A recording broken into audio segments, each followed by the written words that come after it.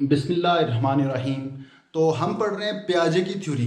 प्याजे का मानना है कि जो जो आपकी एज बढ़ती है तो एज बढ़ने के साथ साथ आपका जो थिंकिंग प्रोसेस है वो खुद ब खुद डेवलप हो जाता है। प्याजे के मुताबिक जो सबसे इम्पॉर्टेंट रोल है वो एज का ही है। तो एज का कंसेप्ट प्याजे के नज़दीक बहुत इम्पॉर्टेंट है। एक्टिविटी का रोल प्याजे के नज़दीक इतना इम्पॉर्टेंट नहीं है। तो प्याजे ने एज को लेके मुख्तलिफ स्टेजेस दी हैं और ये बात समझाने के लिए कि किस किस स्टेज में बच्चा किस किस तरह का बिहेवियर शो करके सीखता है। तो जो सबसे पहली स्टेज है प्याजे के मुताबिक वो है सेंसरी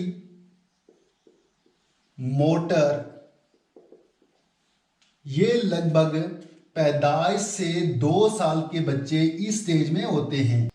तो इस एज का बच्चा वो अपने सेंसेस से सीखता है। क्या सेंसेस हैं? वो टच करना, सुनना, छूना, देख के वो सीखने की कोशिश करता है, क्योंकि वो इतना छोटा बच्चा है कि उसकी लैंग्वेज डेवलप नहीं हुई, तो वो बोल नहीं सकता, वो समझ नहीं सकता हमारी ज़बान को। उसके बाद मोटर एक्शन, जो उसके मोटर एक्शन हैं जिनमें वो मसल का यूज़ करता है, यानी वो चल के बताता है। आपने देखा होगा कि वो शो करता है कि दरवाज़ा खोलिए, वो इशारा करता है, या फिर मुंह के जरिए वो बताता है, कोई इशारा करता है कि मुझे पानी पीना है। तो वालिदैन या फिर उसके बड़े बहन भाई समझ जाते हैं कि ये क्या कहना चाह रहा है। तो प्याजे के नज़दीक इस एज में बच्चा इन्हीं दो चीज़ों से सीखता है। अब आपने देखा होगा कि इस एज का बच्चा, मान लेते हैं 8 या 9 माह का बच्चा है, या उससे छोटा 2 या 3 माह का बच्चा है, तो उसने हाथ इस तरह से रखा होता है, ना ही पूरा सीधा होता है और ना ही इस तरह से बंद होता है, बल्कि इस तरह से होता है। और उसके हाथ में अगर आप कोई उंगली रखें तो एकदम वो हाथ बंद कर देता है। वो एकदम बंद कैसे करता है? वो है रिफ्लेक्स एक्शन। रिफ्लेक्स एक्शन क्या होते हैं? रिफ्लेक्स एक्शन यही होते हैं कि वो खुद ब खुद उसका हाथ बंद हो जाता है जो ही आप कोई चीज़ उसके हाथ में रखें। और जब बच्चे बड़े हो जाते हैं, थोड़े से इस एज के एंड तक चले जाते हैं, पहुंचना शुरू होते हैं, तो रिफ्लेक्स एक्शन खत्म होना स्टार्ट हो जाते हैं और उसके आस्ते आस्ते रिफ्लेक्स एक्शन खत्म हो जाते हैं। Reflex action and. और जब रिफ्लेक्स एक्शन एंड हो जाता है तो उसके बाद कौन सी चीज इसकी जगह लेती है? वो है गोल डायरेक्टेड बिहेवियर। इसकी जगह क्या आता है? गोल डायरेक्टेड बिहेवियर। गोल डायरेक्टेड बिहेवियर क्या है कि एक बच्चा जो जिस इस एज का बच्चा, ये अब वो रिफ्लेक्स एक्शन नहीं करेगा, क्योंकि रिफ्लेक्स एक्शन वो उसमें खत्म हो गए हैं। अब जो काम करेगा वो जानबूझ के करेगा। मान लेते हैं कि आपके घर में एक बच्चा है और पेरेंट्स ने एक टेबल के ऊपर एक गर्म दूध का बर्तन रख दिया है। जब बच्चे की नज़र उस दूध पे पड़ी तो बच्चे ने सोचा ये क्या चीज़ है, वो देखने के लिए चला गया उस दूध को देखने के लिए। तो बाकी घर वाले सारे चिल्लाए कि इसको रोको, ये जल जाएगा। बट उसने कोई बात नहीं सुनी, क्योंकि उसकी लैंग्वेज अभी डेवलप नहीं हुई। वो छू के देखेगा, वो छू के, वो टच करके उसको महसूस करेगा, सीखेगा। तो जब बच्चा टेबल के पास पहुंचा, उसने दूध को हाथ लगाया, दूध बहुत गर्म था और बच्चे का हाथ जला, तो उसे समझ आई कि इसके टच नहीं करना चाहिए था, ये बहुत गर्म है। तो ये है गोल डायरेक्टेड बिहेवियर, यानी कि वो अब जो चीज शो करेगा वो जानबूझ के करेगा और वो रिफ्लेक्स एक्शन नहीं होंगे। वो दूध को देख के भाग के गया, घुटनों के बल चल के गया, या फिर वो लड़खड़ाता हुआ, अभी छोटा बच्चा है, चल के गया। तो उसने जब हाथ लगाया तो उसका हाथ जल गया। उसने सीखा, क्या सीखा? कि दूध गर्म था, इसको टच नहीं करना चाहिए था। इसके बाद है डफर्ड इमिटेशन। डफर्ड इमिटेशन क्या है कि अब बच्चा किस तरह सीखता है? अब बच्चा नकल उतार के सीखता है। नकल उतार के जब आप उसे खिलौने से खेल के दिखा रहे हो तो वो वही चीज अपने दिमाग में वो याद कर लेगा। तो बाद में उस खिलौने से उसी तरह खेलेगा जिस तरह आप खेल के उसे दिखा रहे थे। यानी बच्चा नकल उतार के सीख रहा है। इससे हमें एक चीज पता चली कि बच्चे की मेमोरी डेवलप हो रही है, कि वो जो आप उसे खेल के दिखा रहे थे तो बच्चे ने उसे अपने दिमाग में याद कर लिया और बाद में उसी खिलौने के साथ उसी तरह से खेला। इसमें क्या चीज ये डेवलप हो रही है? मेमोरी डेवलप हो रही है। इससे हमें ये बहुत इंपॉर्टेंट चीज पता चली, यानी कि पहले स्टेज में वो रिफ्लेक्स एक्शन शो कर रहा था, उससे सीख रहा था। दूसरे में वो गोल डायरेक्टेड बिहेवियर शो कर रहा था, और उसके बाद डेफर्ड इमिटेशन यानी वो नकल उतार रहा था। अब इसके बाद जो चौथा और लास्ट पॉइंट है वो है ऑब्जेक्ट परमानेंस।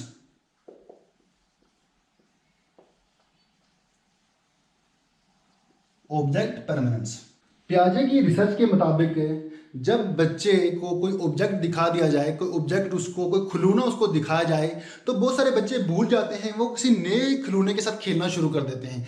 बट जब बच्चे बड़े हो जाते हैं, थोड़े से बड़े हो जाते हैं इसी एज में, तो वो क्या करते हैं कि उनको कोई खिलौना दिखा के हटा दिया जाए, उनके आंखों के सामने से हटा दिया जाए, तो वो उस खिलौने को नहीं भूलते, बल्कि उस पुराने खिलौने को ही ढूंढते हैं कि वो पुराना खिलौना किधर है।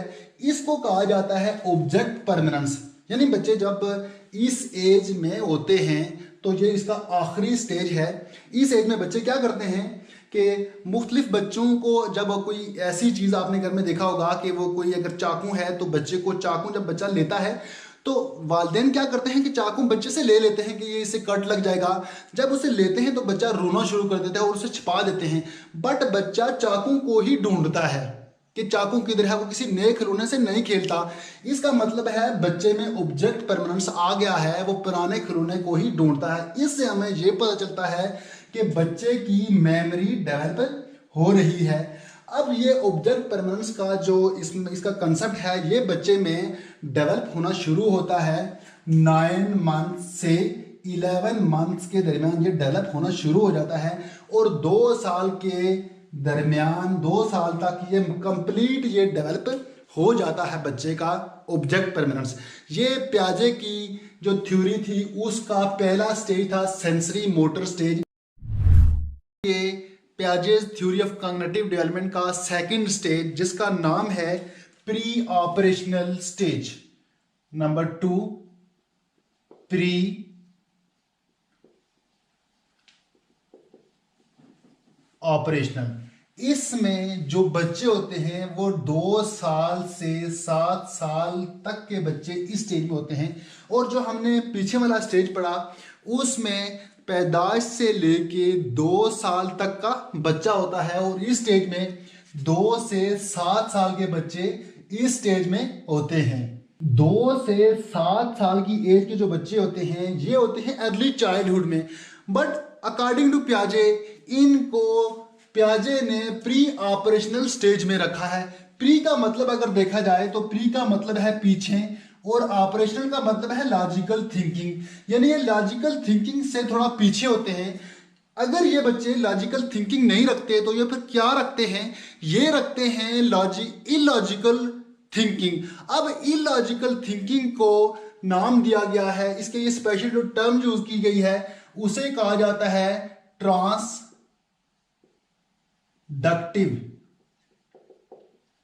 रीजनिंग। ये एक इलॉजिकल थिंकिंग है जहां बच्चे अजीब और गरीब आर्गुमेंट देते हैं कि ऐसा इसलिए हो रहा है, कि ऐसा इसलिए था, कि धूप इसलिए लग रही है कि बारिश नहीं हो रही, या फिर बारिश इसलिए हो रही है कि धूप नहीं लग रही, धूप इसलिए लग रही है कि सर्दी बहुत थी। इस तरह की वो कॉमन मिस्टेक्स करते हैं। और जो सबसे कॉमन मिस्टेक है वो है एनिमिज्म। इस एज के बच्चों को लगता है कि तमाम चीज़ें हकीकत में हैं।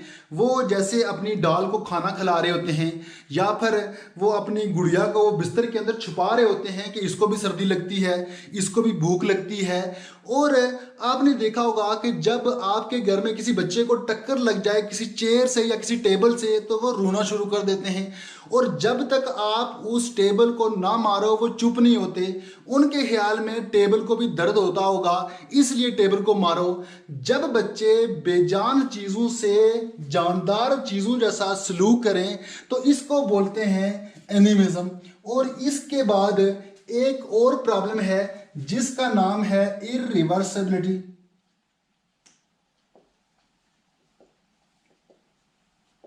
इरिवर्सिबिलिटी इरिवर्सिबिलिटी बहुत फेमस है और इसके ऊपर पियाजे ने खुद एक्सपेरिमेंट किए हैं और उसी को हम एग्जांपल लेते हैं। पियाजे ने अपने सबसे छोटे बच्चे के ऊपर एक्सपेरिमेंट किया। पियाजे का जो छोटा बच्चा था वो घर से स्कूल जाता था बस में। अब क्यों बस में जाता था? स्कूल बहुत पास था, इसलिए बस में जाता था कि बच्चा बहुत छोटा था। एक दिन ऐसे हुआ कि पियाजे ने बच्चे को लेट करवा दिया और जब पियाजे ने बच्चे को लेट करवा दिया तो उसकी बस छूट गई। जब बस छूट गई तो पियाजे उसको लेके पैदल आ गया स्कूल में। अब पियाजे ने बच्चे से पूछा कि हम स्कूल में पहुंच गए हैं और तुम्हें रास्ता पता चल गया है? बच्चे ने कहा हाँ मुझे रास्ता पता चल गया है। अब पियाजे ने कहा कि स्कूल से वापस घर खुद ही आ जाना पैदल। बट बच्चे ने जवाब दिया कि नहीं, मुझे घर से स्कूल का रास्ता पता है बट स्कूल से वापस घर आने का रास्ता मुझे नहीं पता। पियाजे कहता है कि जो काम बच्चे कर चुके हों ठीक उसका उल्टा नहीं कर सकते। बच्चे के मुताबिक स्कूल घर से स्कूल का रास्ता अलग है और स्कूल से वापस घर आने का रास्ता अलग है और इसको कहा जाता है इरिवर्सिबिलिटी। यानी कि वो सोचते हैं कि जाने का रास्ता और है और आने का रास्ता और है। जिस तरह आप छोटी क्लासेस में बच्चों को पढ़ाते हैं कि 2+3=5, वो बच्चे इजीली कर लेते हैं। बट जब अगर उनसे आप पूछें कि 3+2 कितने हैं तो शायद वो जवाब ना दे पाए। इसी चीज को कहते हैं इरिवर्सिबिलिटी। अब इसके बाद एक और प्रॉब्लम है जिसका नाम है ईगो सेंट्रिज्म। पियाजे ने देखा कि इस एज के बच्चे थोड़े जिद्दी होते हैं, वो अपनी बात पे अड़े रहते हैं। उनके पीछे रीजन क्या होता है? उनके पीछे रीजन होता है ईगो सेंट्रिज्म। अब इस एज के बच्चों को लगता है कि जैसा हम सोचते हैं वैसा तमाम लोग सोचते हैं, जो हम पसंद करते हैं तमाम लोग वही पसंद करते हैं, जो हमें नापसंद है बाकी लोगों को भी वो नापसंद है। अगर उन्हें आइसक्रीम पसंद है तो वो समझते हैं कि बाकी लोगों को भी आइसक्रीम पसंद है। और वो उनके ख्याल में अगर उनको कुत्तों से डर लगता है तो बाकी लोगों को भी कुत्तों से डर लगता होगा। इस एज के बच्चों को ऐसा लगता है और इसको कहा जाता है ईगो सेंट्रिज्म। अब इसके बाद नेक्स्ट प्रॉब्लम पे चलते हैं जिसको कहते हैं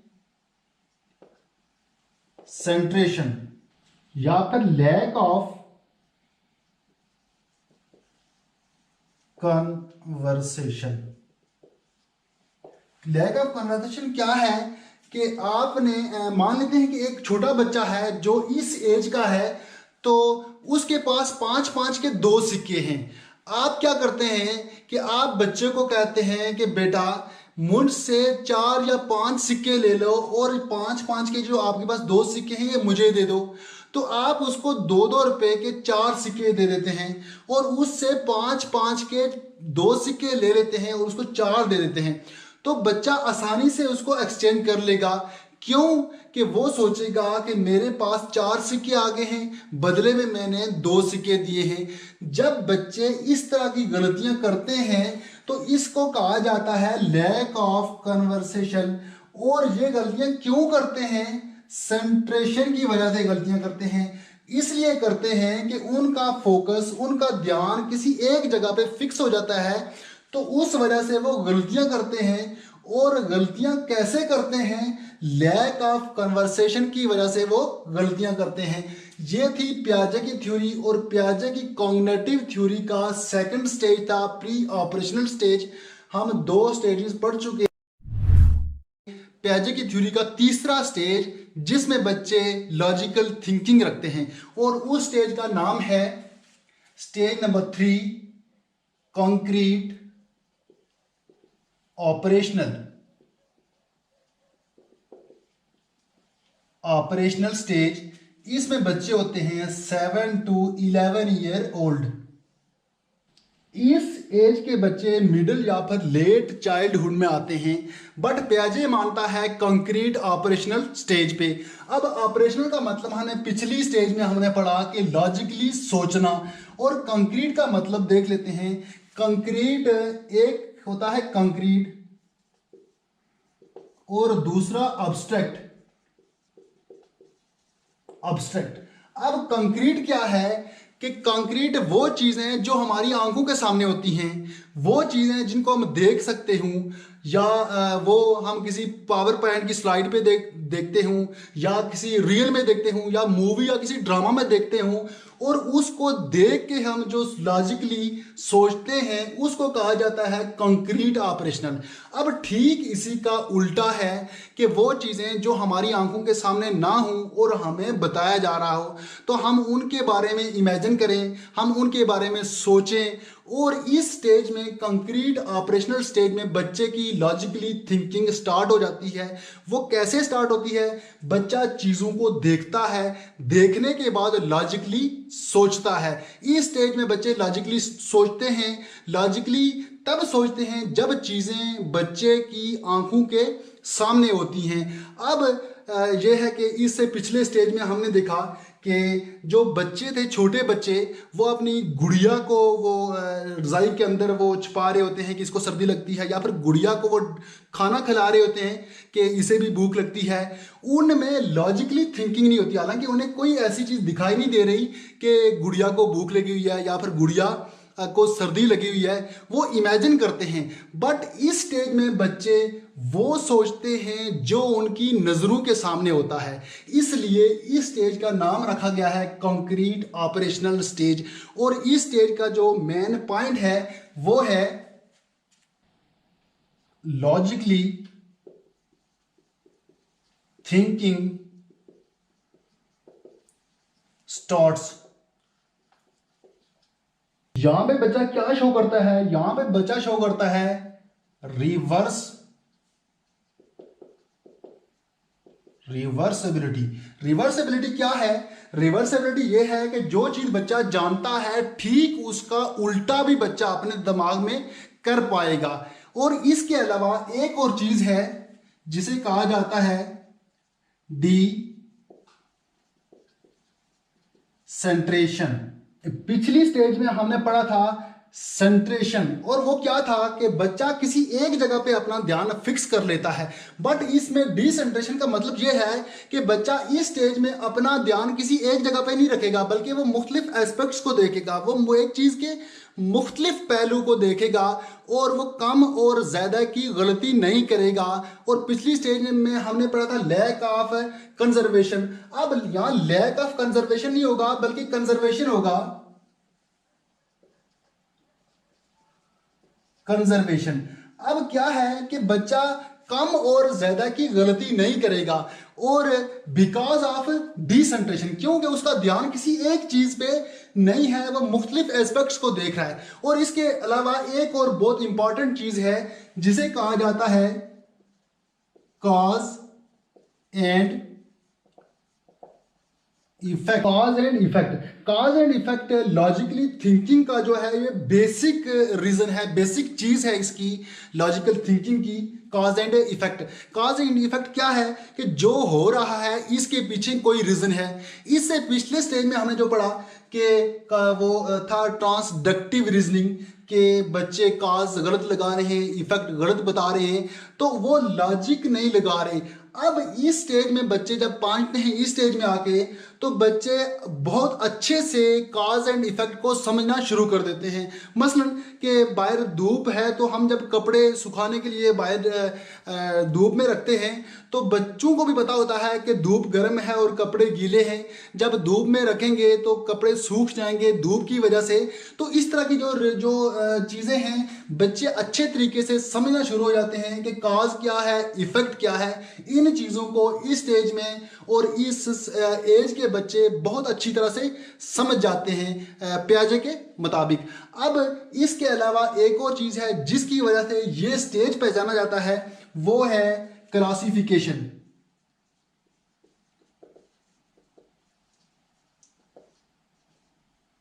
चीज़ों को उनकी खसूसियात की वजह से मुख्तलिफ ग्रुप्स में डिवाइड करने को कहा जाता है क्लासिफिकेशन। अब बच्चे क्या करते हैं, बच्चे मुख्तलिफ ऑब्जेक्ट्स को लेके उनको उनकी प्रॉपर्टीज़ के मुताबिक लॉजिकली क्लासीफाई करते हैं। अब इसकी अगर एक एग्जांपल ली जाए तो मुख्तलिफ किस्म के ऑब्जेक्ट्स बच्चों के सामने रखे जाएं, एक ये रख दिया, उसके बाद एक ऑब्जेक्ट ये रख दिया, फिर एक ऑब्जेक्ट ये रख दिया, फिर एक ऑब्जेक्ट ये रख दिया, फिर ये रख दिया, उसके बाद ये ऑब्जेक्ट रख दिया, इसका नाम मैंने रख दिया ब्लू, ब्लू कलर है, और ये है ग्रीन कलर, फिर ब्लू, फिर उसके बाद येलो, फिर उसके बाद ग्रीन, ब्लू। अब अगर बच्चों से कहा जाए, फर्ज करते हैं कि इससे जो पिछला स्टेज है प्री ऑपरेशनल स्टेज के बच्चों से कहा जाए कि इन ऑब्जेक्ट्स को इनकी प्रॉपर्टीज की बिना पर इसको आप डिवाइड करें मुख्तलिफ ग्रुप्स में, तो वो क्या करेंगे? प्री ऑपरेशनल स्टेज के बच्चे इससे जो पीछे वाला स्टेज है वो क्या करेंगे? वो करेंगे ब्लू, ब्लू और ब्लू, इन तीनों को वो एक ग्रुप में रख देंगे क्योंकि तीनों का कलर ब्लू है। और उसके बाद क्या करेंगे? ग्रीन और ग्रीन को किसी एक ग्रुप में रख देंगे क्योंकि दोनों का कलर ग्रीन है। बट अगर कंक्रीट ऑपरेशनल स्टेज के बच्चों से कहा जाए कि इनको इनकी प्रॉपर्टीज को की बेस पे इनको आप इसको डिवाइड करें, तो वो क्या करेंगे? वो कलर नहीं देखेंगे, वो देखेंगे कि इनकी शेप देखेंगे। अब इनकी शेप देख के वो कहेंगे ये भी गोल है, ये भी गोल है, इस और इसका एक ग्रुप बन गया।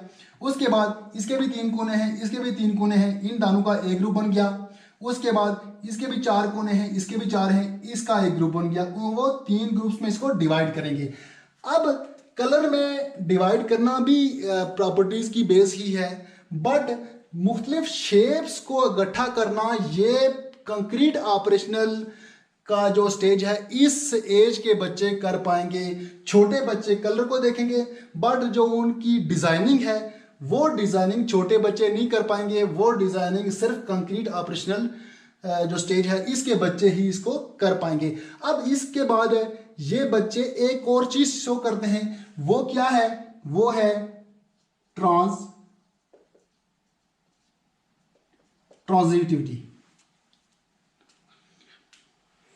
ट्रांजिटिविटी क्या है कि 3 ऑब्जेक्ट्स के दरमियान 2 रिलेशनशिप दिए जाते हैं और कंक्लूड करने के बाद तीसरा रिलेशनशिप बताना पड़ता है। और इसकी एक एग्जांपल लेते हैं। पियाजे ने अपने बच्चे के ऊपर एक रिसर्च की, उसको एक टास्क दिया। पियाजे ने उसको बताया कि A is greater than B and C is less than B। अगर ये कंडीशन हो तो A और C के दरमियान क्या रिलेशन होगा? अब बच्चे ने क्या किया? बच्चे ने अपने ज्योमेट्री बॉक्स से एक पेंसिल निकाली, बड़ी वाली पेंसिल निकाली, तो उसके नीचे लिख दिया A। उसके बाद उसने देखा कि A बड़ा है, B छोटा है। फिर उसने एक और पेंसिल निकाली और उस पेंसिल को साथ खड़ा कर दिया, उसके नीचे रख दिया, लिख दिया B छोटा है, यहाँ छोटा है, उसने छोटी पेंसिल निकाली। उसके बाद उसने नीचे फिर देखा कि C छोटा है B से, तो B से C भी छोटा है। उसने क्या किया कि उसने एक और पेंसिल निकाली B से छोटी और उसके नीचे लिख दिया C। अब बच्चे ने देखा कि मैंने क्या फाइंड करना है कि A और C के दरमियान रिलेशन फाइंड करना है। फिर बच्चे ने सेंटर से B वाली जो पेंसिल थी उसको बच्चे ने गायब कर दिया। जब उसको गायब किया तो बच्चे ने देखा कि A बड़ा है, C छोटा है, इसका मतलब है A is greater than C। अब यहाँ क्या है कि बच्चे जो चीजों को वो ऑब्जेक्ट्स को यूज करते हैं, ऑब्जेक्ट्स को यूज करके लॉजिकल थिंकिंग करते हैं। वो उनकी जो थिंकिंग है वो लॉजिकली होती है, कैसे? ऑब्जेक्ट्स को यूज करके। ये था पियाजे की थ्योरी, कॉग्निटिव डेवलपमेंट थ्योरी की का तीसरा स्टेज, पियाजे की कॉग्निटिव डेवलपमेंट की थ्योरी। और अब तक हम 3 स्टेजेस पढ़ चुके हैं और अब हम जो पढ़ेंगे वो पढ़ेंगे पियाजे की थ्योरी का चौथा और आखिरी स्टेज, जिसका नाम है, ये चौथा स्टेज है फॉर्मल ऑपरेशनल।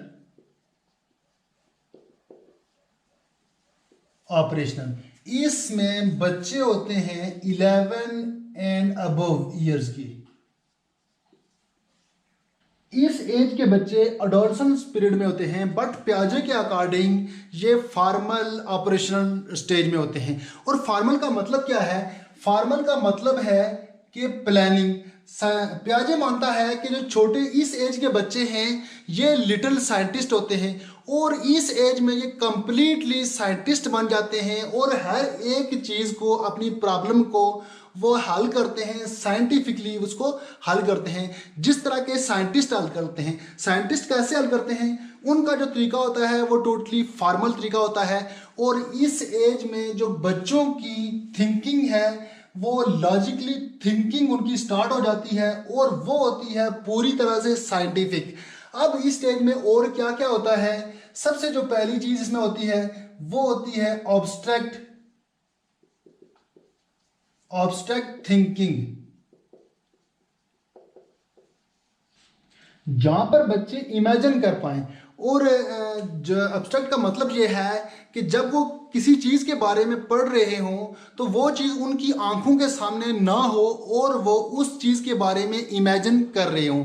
तो पियाजे का मानना है कि इस स्टेज में बच्चों की जो एब्स्ट्रैक्ट थिंकिंग है वो डेवलप होती है और उसके बाद एक और चीज बच्चों में डेवलप होती है, उसका नाम है डिडक्टिव थिंकिंग। डिडक्टिव थिंकिंग क्या होती है, इसको समझने के लिए हम देखते हैं इंडक्टिव, डिडक्टिव। इंडक्टिव क्या है कि इंडक्टिव ये है कि आप एग्जाम्पल को लेके रूल बनाएं। फॉर एग्जाम्पल आप आपने सुना होगा कि लोग कहते हैं कि इस जगह के लोग बहुत तेज हैं, यहाँ पर आपने सुना होगा कि इस जगह के लोग बहुत अच्छे हैं। वो कैसे होता है कि शायद को कि उनको उस जगह के कोई 2 या 3 बंदे ऐसे मिले हों जो बहुत तेज हुए हों, तो उन्होंने उस एग्जाम्पल को लेके उन्होंने रूल बना दिया हो कि इस जगह के जो लोग हैं वो बहुत तेज हैं। यानी कि एग्जाम्पल को लेके रूल बनाना, इंडक्टिव। अब डिडक्टिव को देखा जाए तो सी बिल्कुल ठीक इसी का उल्टा है डिडक्टिव, कि आप रूल को देख के आप एग्जाम्पल बनाएं। कि आप पियाजे मानता है कि जब कोई बच्चे रूल उनको दिया जाए तो रूल को देख के, पढ़ के या समझ के वो खुद उसकी कोई एग्जाम्पल बता दें, इसको कहा जाता है डिडक्टिव। अब डिडक्टिव क्या है और इंडक्टिव क्या है? इंडक्टिव ये है कि इंडक्टिव हमारी पैदाश के साथ ही स्टार्ट हो जाती है और उसी इंडक्टिव की वजह से हम सीखते हैं। आपने देखा होगा कि बहुत सारे लोग ऐसे होते हैं जो कभी स्कूल गए ही नहीं, बट जब वो लिखते हैं ग्रामेटिकली वो बिल्कुल करेक्ट सेंटेंस लिख लेते हैं। क्यों? रीज़न ये होता है इंडक्टिव उनकी जो अप्रोच होती है उसकी वजह से वो करेक्ट सेंटेंस लिखते हैं। ये पैदाश से स्टार्ट हो जाती है। बट पियाजे कहता है कि जो डिडक्टिव अप्रोच है, जो डिडक्टिव जो थिंकिंग है वो इस स्टेज में डेवलप होती है। जैसे कि मैं आपको बताऊं कि आपने लाइफ में शायद कहीं आपने कोई एक सांप देखा हो, वो काले कलर का हुआ हो, और फिर आपने जब दूसरी बार सांप देखा हो वो भी काले रंग का हुआ हो, फिर आपने उसके बाद तीसरी बार सांप देखा हो वो भी काले कलर का हुआ हो, तो आप उसको क्या करेंगे, उसको एग्जाम्पल बना के आप कहेंगे, आप रूल बना लेंगे कि सारे सांप काले ही होते हैं। ये है example to rule inductive.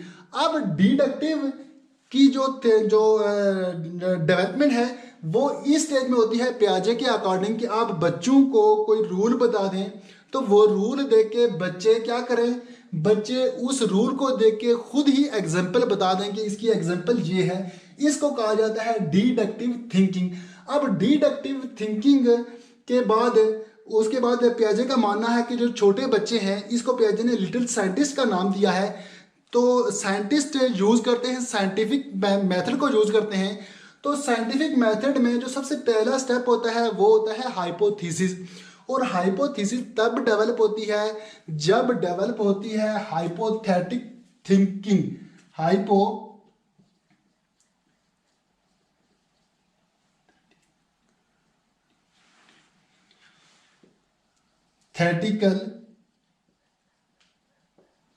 Thinking. Hypothetical में आता है हाइपोथेसिस।